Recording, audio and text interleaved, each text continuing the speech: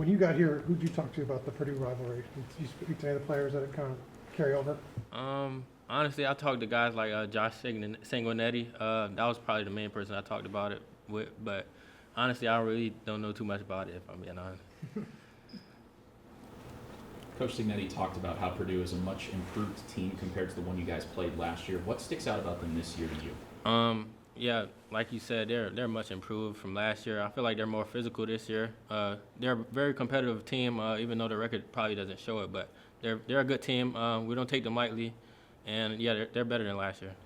When you've got a team that's going to use two quarterbacks the way that Purdue's planning to on Friday, how do you game plan against that?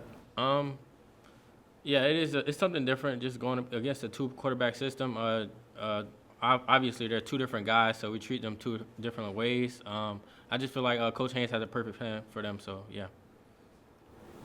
How have you seen Jamari Sharp just kind of grow over the last 2 years now that you've been in the room with him? I see him grow tremendously, honestly. He came a long way since I met him. I've actually known him since middle school, so I've seen him play a lot, and he's definitely grown tremendously since the season started as well. Were you guys friends back then, or just knew each other in the area? Or? Yeah, we were friends. We went to the same middle school. We had the same classes together, so we were definitely friends. So yeah, I knew him since. Yeah. Did he ever talk to you once you were in the portal from JMU? I don't remember, but I don't think he did. I think he kind of just let me left him up to me, but he kind of probably already knew I was coming. So yeah. I know you said you didn't know much about the IU-Purdue rivalry. Who are the loudest guys in the locker room talking about the rivalry? Honestly, I don't hear it a lot, if I'm being honest. We just take it as another game. I know it's important to people around the community, so it's important to us, so yeah. Do you feel like you've played up to your you had lofty expectations for yourself this year? Do you feel like you've met them? Yeah, I feel like I have met my expectations. I feel like for me, it's just controlling what I can control. I can't control the targets I get and stuff like that, so even though I want to be the best version of myself, and I feel like I've been that, so yeah. I believe the Thorpe finalists were announced today as well. You weren't one of them. Does that give you any extra motivation? Do you care about that kind of stuff? I don't really look into that type of stuff. For me, it's just being the best version of myself. Obviously, I want to be one of those guys, but those are great guys up there, so hats off to them, so yeah. How early on after you learned Haynes' scheme could you tell that he's a little bit evil and, the schemes and looks he can throw at offenses? Well, very early. So since JMU, I know he's a evil guy, like you said. He confuses quarterbacks, and I feel like that's what makes us so great. Quarterbacks really don't know what they're seeing out there. So yeah, he's great at what he do. So yeah. Is it a hard scheme to learn? Honestly, no. It might look like a lot from outside looking in, but everybody does their 1/11th, and I feel like it's not hard to learn at all. Lewis Moore entered the portal about the time you got here and then ultimately ended up coming back this year, and he's been a big playmaker. What is it about him that makes him so successful playing with you in the secondary?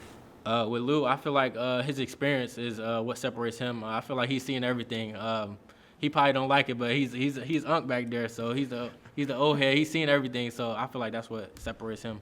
Do you call him Unc? Sometimes I do, so yeah. Does he like it? Nah, he don't like it. He don't like it. Byron Baldwin's seen more playing time as the season's gone on since he got back. What have you seen from him the last couple of weeks? I've seen him mature tremendously. I feel like that's the biggest thing for him. He's always been a great player. He's going to be a great player as well. I've seen him mature. I feel like that was the biggest thing for him, so yeah. I think you had said back in fall about Jalen Bell that he's a guy you kind of see a lot of you in.